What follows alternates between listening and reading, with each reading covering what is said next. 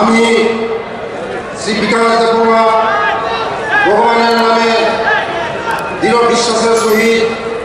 শপথ করিতেছি যে আইনত প্রতিষ্ঠিত ভারতীয় সংবিধানের প্রতি দৃঢ় বিশ্বাস গুণগত রক্ষা করিব। আমি সার্বভৌমত্ব ও অখণ্ডতা রক্ষা করিব। আমি ত্রিপুরা রাজ্যের মন্ত্রণালয় অথবা বিভাগের ভারপ্রাপ্ত ক্যাবিনেট মন্ত্রী হিসাবে আমার কর্তব্য বিশেষভাবে বিভাগ করণীয়তার সহিত সম্পন্ন করিব এবং ভারতীয় সংবিধান অনুযায়ী ভয়, দুর্গ্রহ,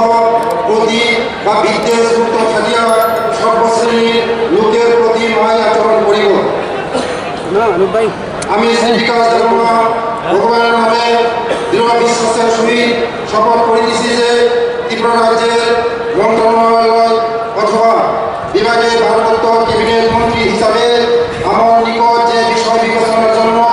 উপস্থিত করা হইবে অথবা আমার ছাড়ে আসিবে তাহা ক্যাবিনেটের মন্ত্রী কার্যনির্বাহের জন্য ব্যতীত